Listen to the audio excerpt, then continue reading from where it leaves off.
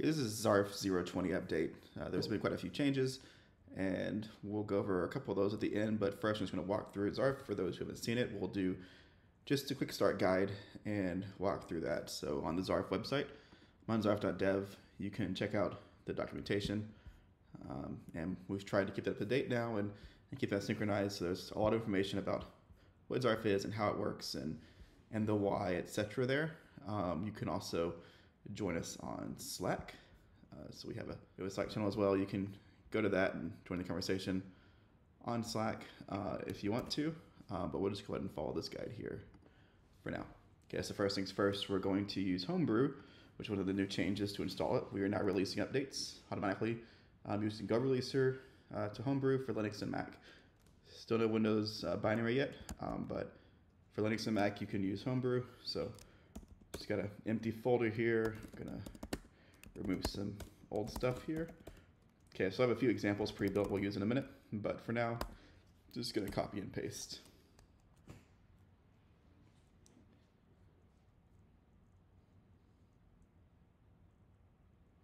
Okay, so Zarf should be installed.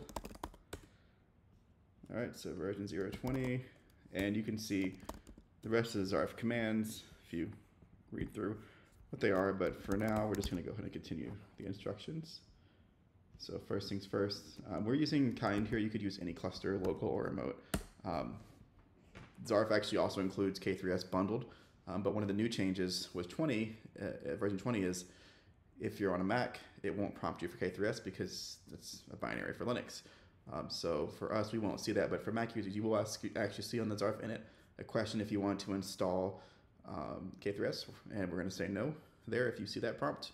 On my M1 Mac, we will not see that prompt. Okay, so the cluster is installed, and we can check this. We can just go to Zarf, Tools Monitor. That's a vendored in K9, so you have it with you in the air gap environment. And as you can see here, this kind cluster is booting up. Kubernetes 124, and we're going to go ahead and back out of this now. Okay, so back to the instructions. First thing it says to do is Zarf init. That's what's going to initialize this cluster. This is a vanilla Kubernetes kind cluster. This could be any cloud cluster. It could be any local cluster. It doesn't actually matter. We've tested it on probably a dozen different distros, but we're using kind because it's, kind and K3 are kind of the two we like to use for just going back and forth, and we use them interchangeably, but since we already use K3s for other stuff, we felt like kind was a good one to use for these examples. So we have some different perspective, the K3s version and the kind version. So Zarf init. The first thing it's going to say is we don't have the tarball. So Zarf is the binary, the Zarf binary plus the tarball. And you can see that if you go to the release pages on GitHub, you can see the actual binaries we're pointing to here. If you scroll down to the release information for Zarf 20, you'll see these various binaries. So pick the version that you need, and then also the Zarf init tarball. Now, what's happening behind the scenes here is because this is like a demo, we want to make it quick and easy for someone to see, just how to try out Zarf. We're using Zarf init here, and Zarf init is going to go look to see if it has the tarball already. If it doesn't, it's going to prompt you, say, hey, if you're on the internet still, you can try it out. Obviously, in the air gap, you would have to bring the init tarball over with you, or make your own custom init tarball if you wanted to. But because we're just doing this kind of demo online, we're going to go ahead and just run Zarf init and say yes here. And that will download the file, which is this tarball includes K3s. If you're on Linux, you can see that. It includes the Promto Local Grafana stack, so some logging information, and Gitty or Gitia, however you say it. I always change the pronunciation. I'm sure I say it wrong every time. But it'll install the Git server as well, and of course the Docker registry and the Zarf Agent, which is the mutating webhook, and the injector system for pushing images into the cluster without having some type of external server. So the first thing it's going to say here is, we did the Zarf init. We said yes, go ahead and download it, and so I did that, and now it's prompting us with this, like, here's what we're trying to deploy. So I can look at this tarball and say, okay, this was built on Ubuntu 2, Dallas, blah, blah, blah. This is actually one of our self-hosted GitHub runners. We've moved in this release to using self-hosted runners for some scaling reasons, security reasons, and also because the resource allocation within the GitHub shared runners wasn't enough when we did kind plus some Flux testing we're now doing as well. So you can see it was built For the ARM64 architecture, this was built 19 July and then built using version 20. Then the things it's going to try to include is the Zarf injector, which we can see actually comes from Docker Hub. And this is using cosign to validate that. And then also we can see the Docker registry, which is coming from our fork of the Docker registry Helm chart. And then some configurations, and it's going to redo that with some more configuration changes. And then some small things we add there to that package. And then the Zarf Agent was the webhook that it's going to install. Then it's going to prompt us. Those are all required, is an important thing to note.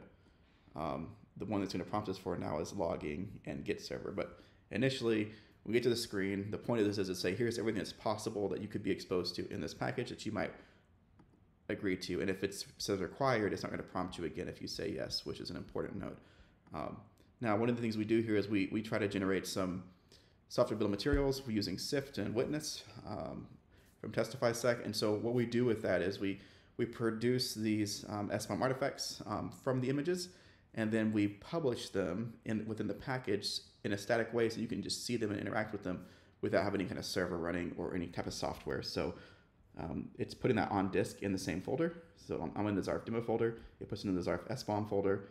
And the first one you see is kind of weird. So the first one, this is going to change, but it actually says undefined here. This is a known issue because this one doesn't have any software materials right now. This is the Zarf Agent, which is on Docker Scratch. One of the things we're going to change in the next release is we're going to publish the Go mod and the Go sum files for Zarf Agent within the image. That way things like Sift can pick up Zarf's binary dependencies without having to try to, error out because there's nothing there. But we can look through here and look at like Grafana, for example, or look at the versions that this package includes, Loki.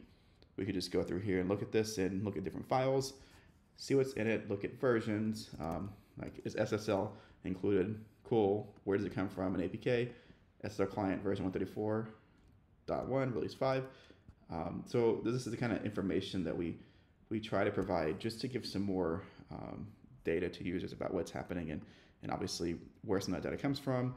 It's still pretty basic, and I don't know if my screen's, you can't see it, but there's pagination happening down here as well. So if there's more, they should pop up as well. But the point being, this just gives you a quick way to interact with the SBOM stuff and just say, do I think I should use this or not? And the whole idea is, ideally you'll have full automation here, but before you do, before anything gets pushed out, you have the ability to say, wait a minute, do I actually trust this package? Do I want to include this package whenever I deploy this thing? Okay, so that being said, I'll close this again. Go here, I'm gonna go ahead and say yes. And then it's gonna ask me, do I wanna install logging? Now logging is a little slow, but we'll go ahead and do it because it has we've had a couple updates here I wanna show you. This one does take a couple minutes to run for Loki to fully stand up. And then Git server, we'll use on a different demo here, so I'll go say yes to this one as well, but note that both of these are not required for the initial demo that's listed here, but there are other demos I'd like to show, so let's go ahead and say yes, but you could actually say no here to both these and use the defaults and move on. Okay, so now the injector system is preparing to do its work, and what's happening here is we're taking a bunch of little tiny files and push them into the cluster in a special way so that Zarf can bootstrap itself. And if you are curious about how all that exciting stuff works, you can go to the GitHub site, and there's a diagram that explains kind of what's happening and kind of what I call the nerd notes for what's happening and what we're doing here. So you can read through that if you're curious as to why we're doing this and what's actually happening behind the scenes. There's also a flag you could do, attack L equals debug or trace, which would give you a massive dump of information about what's happening behind the scenes here, but we felt like it was better to present a more streamlined set of information to users. So that's what we're doing here. So the registry is now stood up in the cluster. Zarf Agent, the mutating webhook, is stood up in the cluster, and now we're going to be doing the Loki stack, and that will take a minute. So while that's running, we'll go ahead and just pull up another terminal here. I just realized that my color scheme is switched, and I will do Zarf tools monitor again. You could do Zarf TM for short, and as you can see, this thing's starting to boot up. So Docker registry is running, the mutated webhook's running, and now the Loki stack is going through its process of waiting for it to become healthy and ready. So once that finishes, which takes sometimes a minute or two, depending on your system, then it'll go on to install the Git server, and then we'll be able to follow the rest of the demo.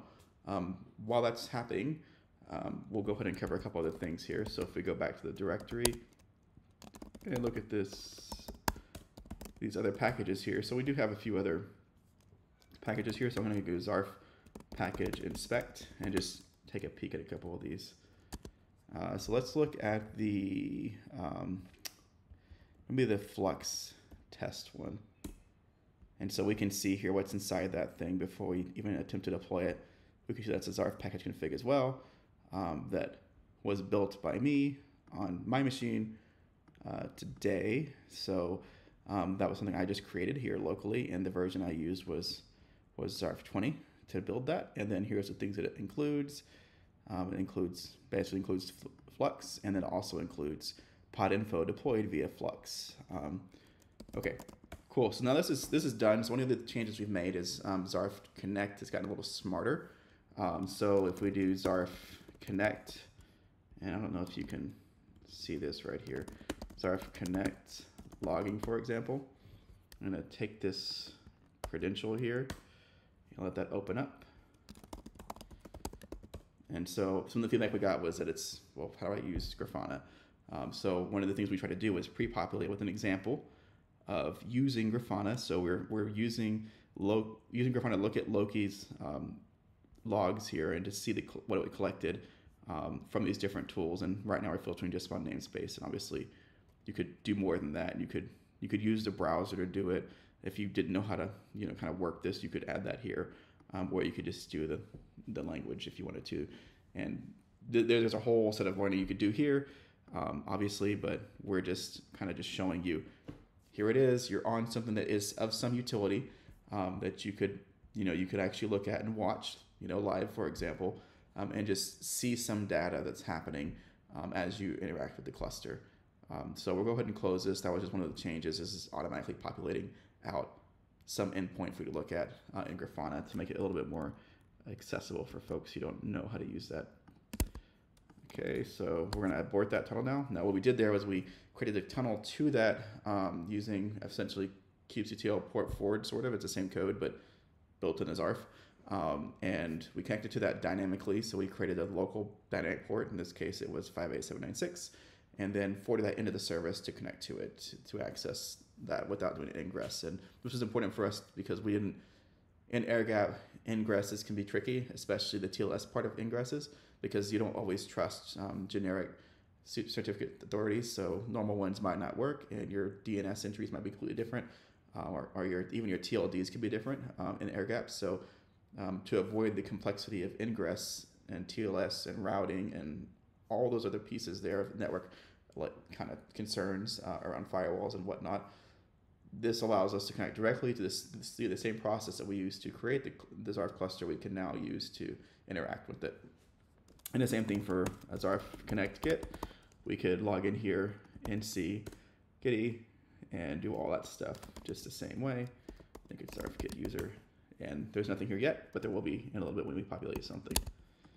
Okay, so now that we've done that, we're going to go ahead and continue on with the instructions on the tutorial. The next thing is just to copy paste Zarf package deploy. We call it sget right now. That could change in the future. We're still kind of setting that name, but this essentially is going to use cosign to go and fetch this resource, this definition unicorn Zarf hello world, and then some tag based off of the architecture, and then verify that, unpackage that, and offer to deploy that for you. So it downloads the asset first. Once that's downloaded, you can see here we verified some aspects of both the signing itself and also the transparency logs, so that it checks the record for the logs for that. So we're still, frankly, at Defense Unicorn, we're still learning all the good things about cosign and SigStor in general. So we're still learning how to do this and talking to various engineers who have more experience to make sure we do this right. But this is kind of the future we see, is everything moving to cosign for signing verification, including the entire package itself internally down the road. But for now, this is a way that since version 20, you can sign the entire package using cosign, and push it as a blob to some repo somewhere, to some registry somewhere, and then point to it like we're doing here, and Zarf can go pick it up, verify it based off a key you give it, and deploy it. Now you'll notice we didn't actually specify a key here. What's happening under the hood, there is some magic sauce happening here. We have the public key that we store in KMS for Defense Unicorn's Zarf deployments that the CI uses. That's also a Go embed inside the binary. So the binary actually has a copy of the public key that it uses to check. So the public key it's actually checking is the one embedded in the binary. You could override that with your own public key as well for your own custom packages. That's just a CLI flag. So we've already seen the SBOM stuff, so we won't do that again. We'll just go ahead and proceed. We see what it's deploying here, and we'll just let that do its thing. And once this deploys, we'll then have the ability to do the Zarf Connect. Same as before, so Zarf Connect, games, and there we go. Now we have Doom, or whatever game you want. And this is a silly one, but this is just showing, DOSBox, gee whiz. It's more about the simplicity of getting assets across an air gap in a streamlined fashion, and providing facilities to connect to those without the need for ingress for small kind of appliance-based things.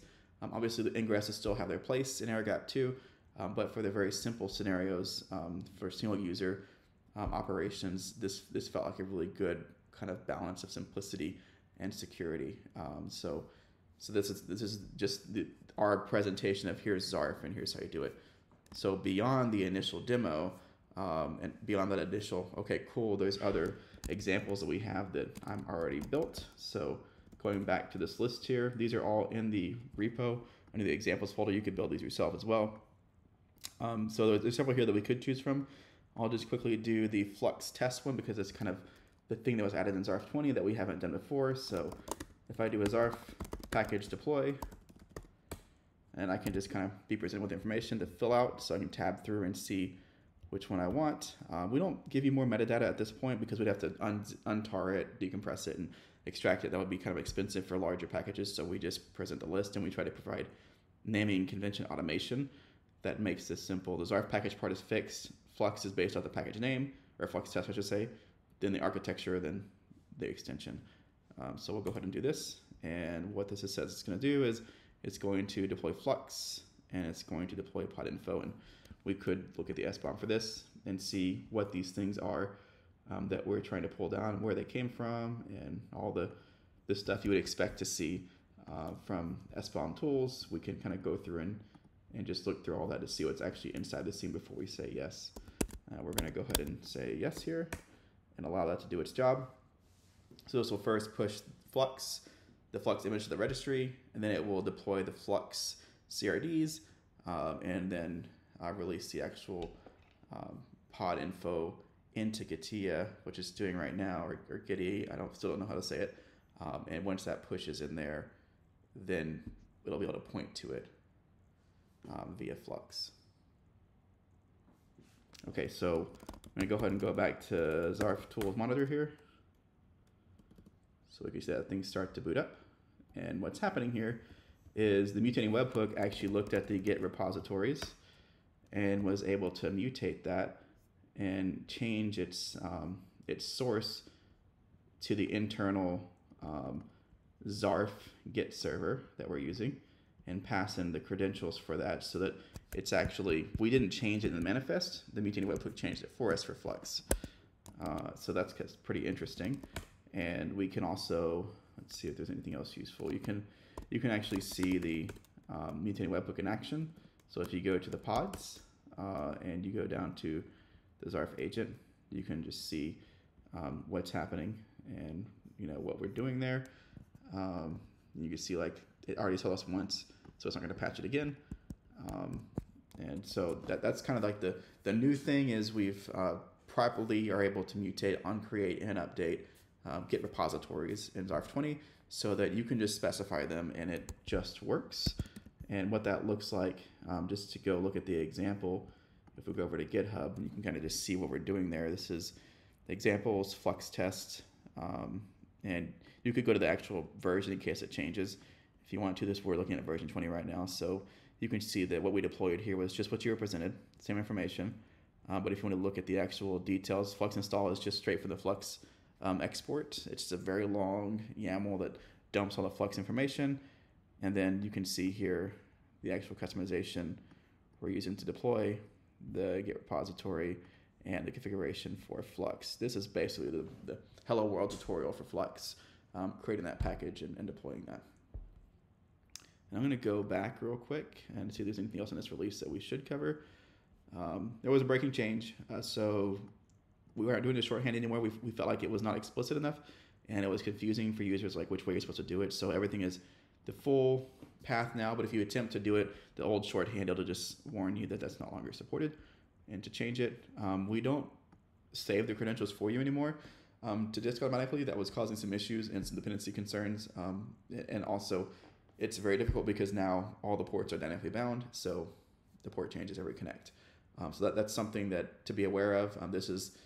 It does slightly hurt usability, but it definitely increases the reliability and durability of Zarf when it comes to how we connect and interoperate with different environments where we can't predict what ports will actually be available. This ensures that it'll always keep trying to get a random port that's available, and then also if it fails, it'll retry with the backoff period. So it has some more kind of built-in resiliency to uncertain connectivity, and we actually saw this in CI before we moved to dedicated runners because we were running into CPU throttling, or at least complete saturation of the CPU that was affecting the ability to actually make tunnel connections reliably. There's also this new thing, Zarf Connect List. So there's this in Zarf 20, you can do this, and it will tell you all the different things that you have available that before this wouldn't have shown up, these would have not been there.